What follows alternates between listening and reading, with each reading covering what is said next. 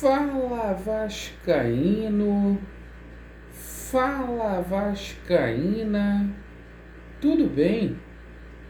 Um bom dia, um bom começo de tarde, um casaca no seu coração e especialmente que Deus possa abençoar as nossas vidas. Meus amigos, hoje é dia de jogo do Vascão da Gama, é ganhar ou ganhar, e é o seguinte: o Vasco, se não vencer hoje, vai ficar numa situação muito complicada na tabela e o empate está descartado. Então a gente vai falar muito sobre essa partida, a gente vai falar também muito sobre a situação de reforços aí para o segundo semestre. Ontem, 3 jogadores foram especulados no Vasco.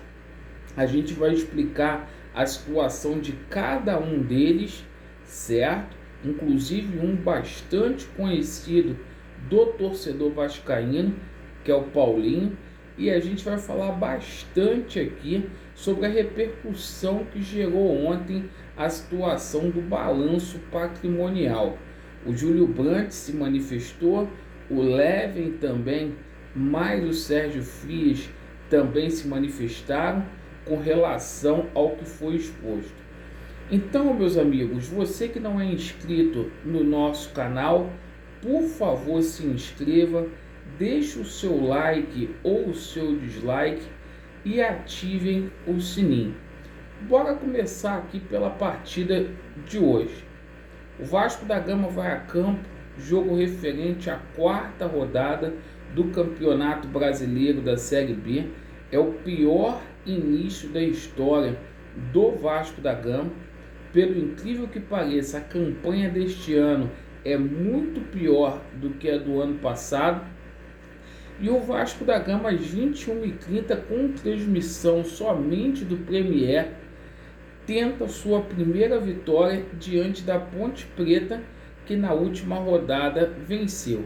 Cerca de 7.000 ingressos já foram vendidos para esta partida, e é o seguinte: os resultados de ontem foram péssimos aí para o Vasco da Gama. O Vasco está a 4 pontos do G4 e há equipes aí como, por exemplo, o Bahia, que já abriram 7 pontos com relação ao Vasco. Por isso o Vasco tem que ganhar, o empate será muito ruim hoje. Embora o técnico Zé Ricardo, que está muito ameaçado, hoje é o dia D para o Zé Ricardo, não tenha confirmado a escalação, mas a gente tomou conhecimento que o Carlos Palacios vai jogar. Ele foi relacionado para este jogo. E segundo o GE, o Globo Esporte, a gente poderá ter 2 mudanças na equipe vascaína: a entrada de Riquelme no lugar do Edmar e a entrada do Gabriel Peck no lugar do Eric. Então, o provável time do Vasco da Gama: Thiago Rodrigues, Gabriel Dias, Quinteiro, Anderson Conceição e Riquelme, Yuri Lara, Zé Gabriel, Nenê, Gabriel Peck, Figueiredo e Raniel. Este o provável time do Vasco da Gama. O Vasco, que nas próximas 4 rodadas fará 3 jogos em São Januário, a começar por este. Então precisa vencer. Bom, meus amigos, com relação à situação envolvendo reforços, ontem 3 jogadores foram especulados aí no Vasco da Gama. O Vasco tem interesse em contar aí com o zagueiro do Santos, Robson Reis, jogador de 21 anos que não está sendo aproveitado lá no Santos. É um jogador que se encaixa aí no perfil da filosofia da gestão do Vasco da Gama. Outro jogador que foi especulado ontem no Vasco da Gama, mas descartado, foi o Jonas Toró, lá do São Paulo. E, meus amigos, a situação aí do Paulinho, né? Jogador que foi do Vasco da Gama. Ontem, segundo matéria do Globo Esporte, o Globo Esporte disse que o Paulinho vai ter o seu futuro definido aí após a sacramentação do campeonato alemão. A tendência é que o Paulinho não seja aproveitado lá no Bayern. Ele que teve dificuldades de adaptação lá na Alemanha. E o futuro do Paulinho passa pelo Vasco da Gama, porque o Vasco ainda tem 10% aí do valor econômico. E ontem foi dito que o Vasco da Gama poderia buscar um empréstimo aí junto ao Bayer Leverkusen, né? Seria uma contratação sensacional. O jogador viria para poder jogar no Vasco aí com um contrato aí de 6 meses para tentar aí valorizá-lo. Bem, deixa aí nos comentários aí, né?